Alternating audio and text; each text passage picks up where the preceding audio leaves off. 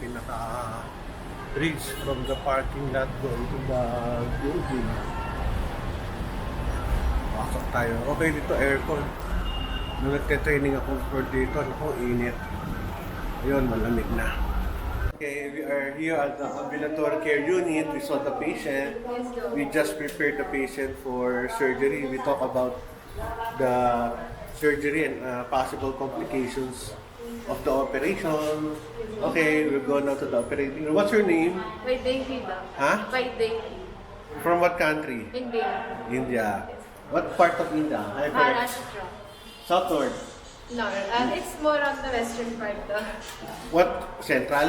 More on the western part. Okay, western. Okay, bye-bye. Thank you. Sila tayo sa loob ng operating room. At hinahanap ko yung aking scrub suit. May pangalan ko yun, Tolentino. Wala. Sa loob. Ito yung ating damit. Dumating na. Yan, very good. Suot na natin. Ito, bibis tayo. Ito yung pants ko. Hindi ko pwede pakita yung aking buhol at baka tayo masabihang nasa Pornhub. YouTube ito. Bibisa tayo. Ito yung aming locker sa loob ng operating room. Okay ba yung damit natin dito? Ayan. Nakasampay yung mga damit nila. Ito na ako. Tayo sa loob. Lagyan ako ng cap, mask, at shoe cover. Ay sa loob, hanapin natin kung nasaan yung pasyente ko. Kasi tinignan nyo room number.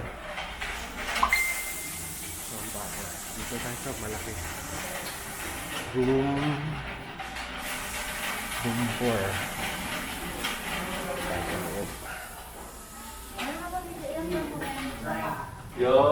Okay, ba? Very good. Ito. Pasyente. Sa labas. Habang ina-anesthesia yung pasyente nandyan. Naayos lang. Lakad-lakad tayo. Ito, may nakita ako magaling na anesthesiologist kasalubong ko ayun.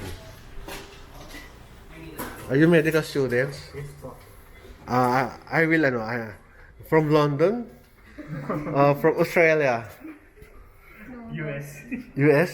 India? India po. Okay, these are my medical students from Emilio Aguinaldo College of Medicine.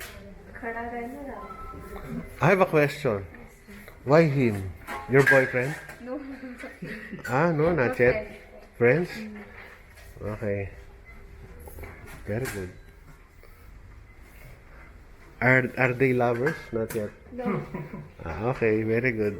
This is for my YouTube, Tolentino Roel. Okay, thank you. Pasyal-pasyal tayo.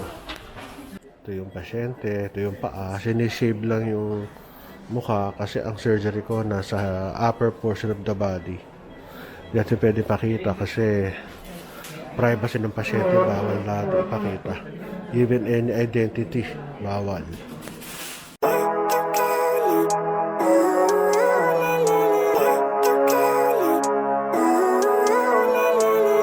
Living life, every day, late at night, not okay.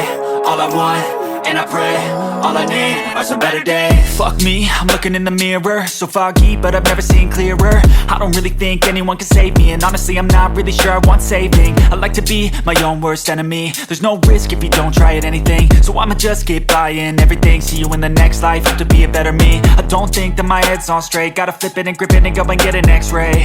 What's wrong with me? I just feel weight pushing on my chest and it squeezes till I suffocate. Better change my mindset, meditate. It's pretty cool that I'm alive and have better days. I could walk, see, hear, I should celebrate. Think I could change my mind, maybe elevate. Living life, every day, late at night, not okay. All I want, and I pray, all I need are some better days. Yeah, all I need are some better days. Cause all I want, and I pray, I believe in the better days. I'm kinda stuck between a rock and a hard place. Do I work hard or live at my pace? You're only young once, yeah that's all great, but I also want a future where I'm okay. Living life is doing lots of cocaine. Wait no, it's living with no shame. Wait no, it's sleeping in on Sundays. I guess it's different for each of us and that's okay. Well I just wanna be happy, how to get there? Glad that you asked me. I think it's different for everyone. Some of us need work, others need fun. Some of us need purpose to overcome. But try to do what you love when it's said and done, cause there's so many differences in each of us. Trust your gut, it can show you what you want. Living life, every day, late at night, not okay.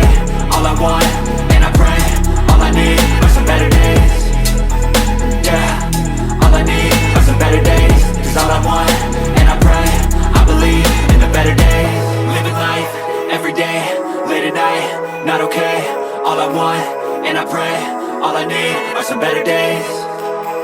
Yeah, all I need are some better days. Cause all I want, and I pray, I believe in the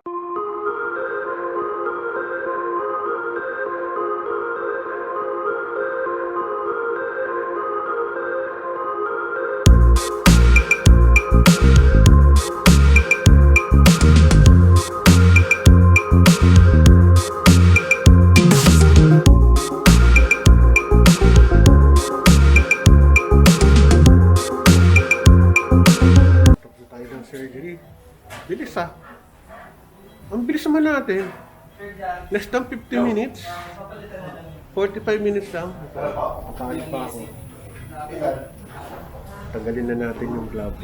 Pero itong sa kamay ko, wala nang gloves ito siya. Kaya tapos na. Dali lang. 45 minutes. Tapos na tayo. Kakain tayo after ng surgery. Yan ang ating mga kaibigan. Kumakain din. Kanin. Ano ito ulam? Adobo. Ay, may gisantis eh. Tsaka pinakbet. Ayos. Kain tayo. Tsaka may libreng kape na mainit. Tayo ay tapos na mag-opera. Ito yung ating dressing room. Ito, pogi naman ng ano namin, no? Hi, sir. Kiwi na anesthesiologist from New Zealand. Yes, sir. Sige from Auckland. O, sige. Thank you for Okay. letting me be part of your vlog. Yeah. Bye-bye. Ang pogi, ano? Grabe. Sige, thank you. Thank you, Doc. Bihis lang tayo. Nakausap ko yung kamag-anak. In-explain ko yung surgery, yung nakita namin sa loob, at saka yung post-operative status ng pasyente. Wala na naman kami naging komplikasyon, maayos naman yung aming opera. At natuwa naman yung parents. Ay, salamat. Thank God. Tapos na ang isang surgery na matindi. Thank you.